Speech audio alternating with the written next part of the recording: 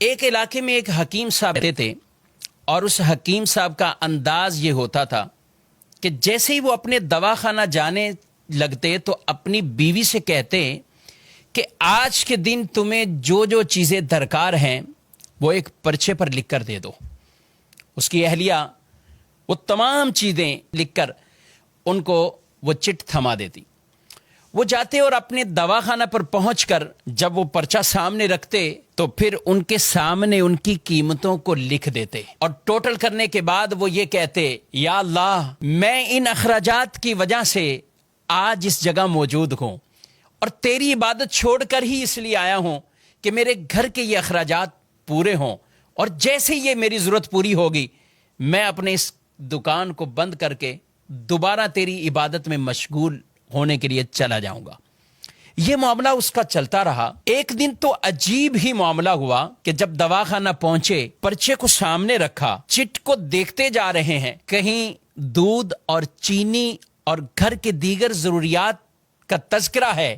لیکن لکھتے لکھتے ان کی بیوی نے سب سے آخر میں لکھا کہ بیٹی کا جہیز کا سامان. یہ پڑھتے ہی وہ گویا کہ دن میں ہی انہیں تارے نظر آنے لگ گئے اور وہ کچھ کھو گئے کہ یہ کیسے ہوگا. لیکن سب قیمتوں کو وہ لکھتے لکھتے جب اس جملے پر پہنچے تو حکیم صاحب نے آگے تحریر کیا کہ یہ اللہ کے کام ہیں، اللہ ہی جانے. حکیم صاحب نے یہ جملہ لکھا اور دواخانہ پہ جو مریض موجود تھے ان کو دوائیاں دینا شروع کی. ابھی ایک دو آدمیوں سے ہی فارغ ہوئے تھے کہ اچانک حکیم صاحب کے مطب کے سامنے ایک بڑی کار آ کر رکتی ہے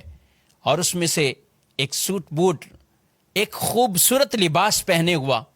آدمی کار سے باہر نکلتا ہے اور وہ حکیم صاحب کے دواخانہ میں داخل ہو جاتا ہے. حکیم صاحب جیسے ہی اپنے مریضوں سے فارغ ہوئے تو اس کو کہنے لگے کہ بھائی اگر آپ کو دوا چاہیے تو میرے قریب آ جائیں، میں آپ کی نبض چیک کرتا ہوں، آپ کو دیکھ لیتا ہوں، اور اگر کسی اور مریض کے لیے چاہیے تو مجھے اس کے حالات بتائیں، کیفیت بتائیں. وہ آدمی کہنے لگا حکیم صاحب شاید آپ نے مجھے پہچانا نہیں ہے. اور آپ کیسے پہچان سکتے ہیں؟ 15-16 سال کا عرصہ گزر گیا ہے. حکیم صاحب کچھ حیران سے ہوئے کہ آخر کون سے یہ راز سے پردہ اٹھانے والے ہیں. وہ آدمی کہنے لگا آج سے 16 سال قبل آپ کی اسی دکان کے سامنے سے میرا گزر ہو رہا تھا اور یہی دکان کے قریب ہی ہماری گاڑی کا ٹائر پنچر ہوا اور میں باہر دھوپ میں کھڑا تھا. آپ نے دیکھا تو آپ نے کہا کہ اندر آئیے، سٹول پر بیٹھ جائیں. میں اندر آیا، میں نے آپ کو دیکھا، لوگوں کو دوائیاں دے کر آپ اب فارغ بیٹھے ہیں. ایک چھوٹی سی بچی آپ کے پاس کھڑی اور آپ سے کہہ رہی تھی بابا چلیے نا، بھوک لگی ہوئی ہے، چلیے گھر کو چلتے ہیں. آپ اسے کچھ ٹہلنے کا کہہ رہے تھے. میں نے سوچا میں ایسے ہی آپ کی دکان میں بیٹھا ہوں، چلو کوئی دوائی آپ سے کہہ دوں اور اسی بہانے کچھ آپ کو رقم دے دوں. میں نے آپ سے کہا کہ حکیم صاحب ہماری شادی کو 6 سال ہو چکے ہیں، ہم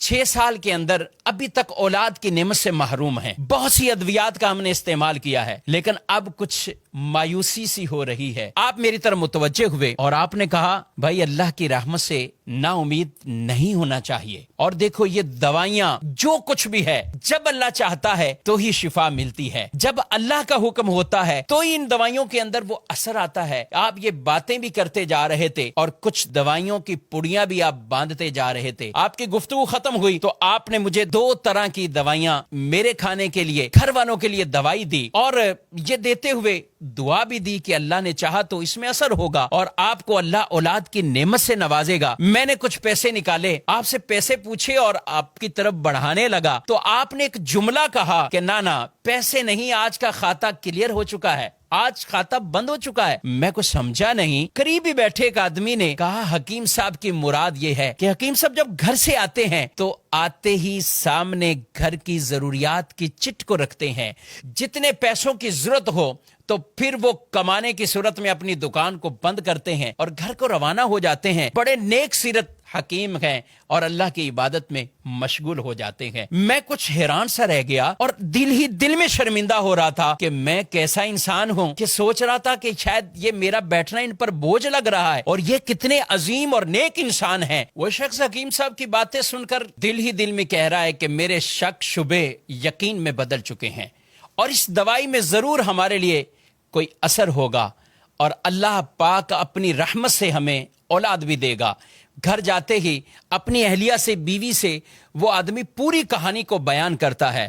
اس کی بیوی نے اسے کہا کہ ضرور وہ اللہ کا کوئی نیک بندہ ہے، وہ نیک انسان ہے، اس کی دی ہوئی اس دوائی کے اندر ضرور ہمارے لیے اثر ہوگا، کیوں نہ ہو یقینی کیفیت کے ساتھ ہم اسے استعمال کریں۔ کہاں ہم استعمال کرتے رہے۔ الحمدللہ اس وقت میں 3 بچوں کا والد ہوں، اور یہ ہمارے لیے انتہائی خوشی کے لمحات ہیں۔ ہم آپ کو بہت دعاؤں میں یاد رکھتے ہیں، اور جب بھی پاکستان آتا ہوں کوشش ہوتی کہ آپ سے ملاقات ہو جائے۔ آپ کے دواخانہ پہ جب بھی آیا ہوں پتہ یہی چلا ہے کہ آپ گھر کو جا چکے ہیں، اور کل ہی کسی نے بتایا حکیم صاحب کو ملنا ہے تو صبح 9 بجے آ جائیے۔ حکیم صاحب آج میں اسی وجہ سے 9 بجے ہی آ گیا ہوں، اور معاملہ یہ ہے کہ میں اور میری پوری فیملی ہم سارے انگلینڈ میں شفٹ ہو چکے ہیں۔ میری ایک بہن اور ان کی ایک بیٹی جو کہ یہیں پاکستان میں رہتے ہیں، اور میں اپنی بھانجی کی شادی کے سلسلے میں پاکستان آیا ہوا تھا، اور اسی بھانجی کے تمام تر شادی کے اخراجات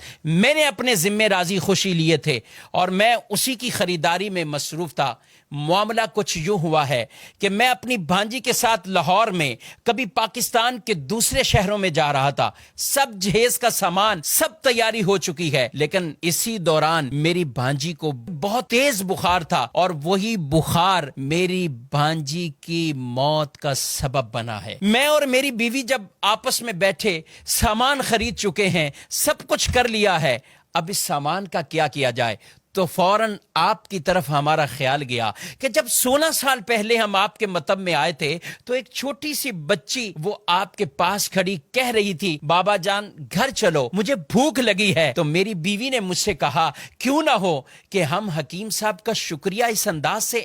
ادا کر دیں کہ یہ سارا بھانجی کا جو جہیز کا سامان ہے یہ حکیم صاحب کہ گھر پہ پہنچا دیں۔ اور وہ ساتھ کہنے لگے کہ آپ نے مجھے اس بات سے منع نہیں کرنا ہے، رد نہیں کرنا، ہم بڑی امیدوں سے آپ کے پاس آئے ہیں، یہ سامان آپ کی بیٹی کے لیے ہم بطور گفٹ لے کر آئے ہیں۔ بس وہ کیا باتیں بتا رہے تھے کہ حکیم صاحب کی آنکھوں سے آنسو جاری ہو گئے، وہ روتے ہوئے، اور انہوں نے وہ چٹ نکالی، اور وہ چٹ اور وہ پرچہ اس آدمی کے سامنے رکھا اور کہا بھائی محمد علی یہ دیکھو آج کے ہی دن میری بیوی نے گھر کے سودا سلف اور سامان کے ساتھ آخر میں بیٹی کے جہیز کا سامان بھی لکھا، اور میں نے دیکھو آگے کیا لکھا ہے، یہ اللہ کا کام ہے، اللہ جانے، اللہ بہتر سبب بنانے والا ہے۔ میں نے آگے یہ جملہ لکھ کر یہ معاملہ یہی کلوز کر دیا تھا، مگر میرے رب کی رحمت اور شان کریمی آپ دیکھیے کہ میں یہاں سے اٹھا نہیں ہوں، میرے رب نے اس چیز کا اہتمام کر دیا ہے۔ حکیم صاحب کہنے لگے محمد علی صاحب آپ کی بھانجی کا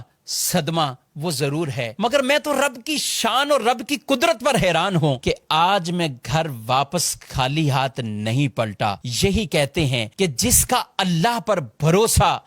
وہ مضبوط ہو جائے، توکل اور اعتماد مضبوط ہو جائے، پھر اللہ ان کے لیے اسباب پیدا فرماتا ہے۔ ہمیں بھی چاہیے حلال کمائیں، حلال کے لیے تگودو کرتے رہیں۔ رسول مکرم صلی اللہ علیہ وآلہ وسلم فرماتے ہیں کچھ گناہ ایسے ہیں کہ جنہیں نہ نماز ختم کرتی ہے نہ روزہ ختم کرتا ہے، ہاں روزی کی تمنا میں، روزی کی تلاش میں غم زدہ ہونا، یہ غم ان گناہوں کو ختم کر دیتا ہے۔ اور جب آدمی اللہ سے ڈرتے ہوئے رزق کی تلاش میں جاتا گئے، اللہ خود قرآن پاک میں ارشاد فرماتا ہے وَمَن يَتَّقِ اللَّهَ يَجْعَل لَّهُ مَخْرَجًا وَيَرْزُقْهُ مِنْ حَيْثُ لَا يَحْتَسِبُ، اور جو اللہ سے ڈرے